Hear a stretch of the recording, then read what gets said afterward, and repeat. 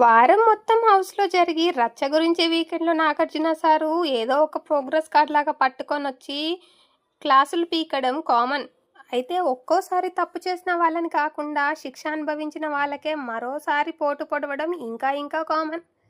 Big boss season 8లో కూడా అదే జరుగుతుందనిపిస్తోంది.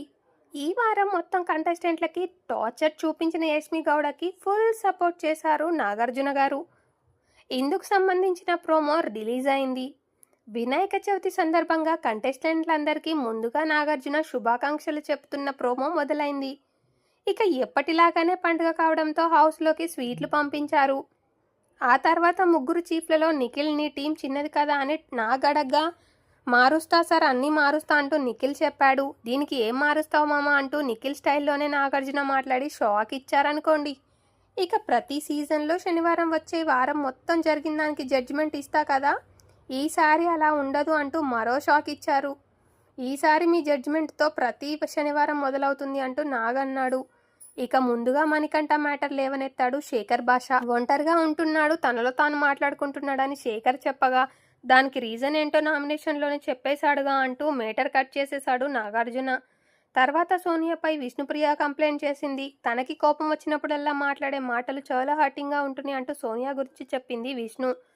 సరిగ్గా అప్పుడే శుక్రవారం ఏం జరిగిందో చూపించారు నాగార్జున.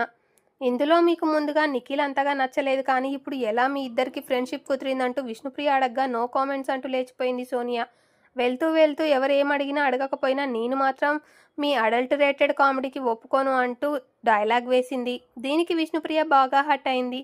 దీంతో మరోసారి సోనియా దగ్గరికి వెళ్ళి నేను మీ మీద ఎలాంటి బూతు జోకులు వేయలేదు, మీరిద్దరేమైనా చేసుకుంటున్నారు, మీ మధ్య ఏమైనా నడుస్తుందని నేనేమైనా అన్నానా అంటూ విష్ణు గట్టిగానే అడిగింది.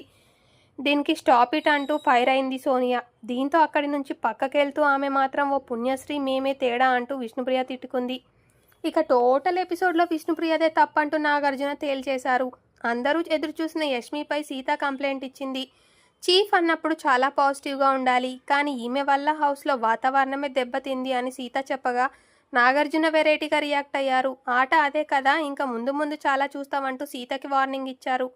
ఇక నాగెలా చెప్తున్నప్పుడు యష్మి ఫేస్లో గర్వం చూడాలబ్బా, చీచి అనుకుంటారు మీరందరూ.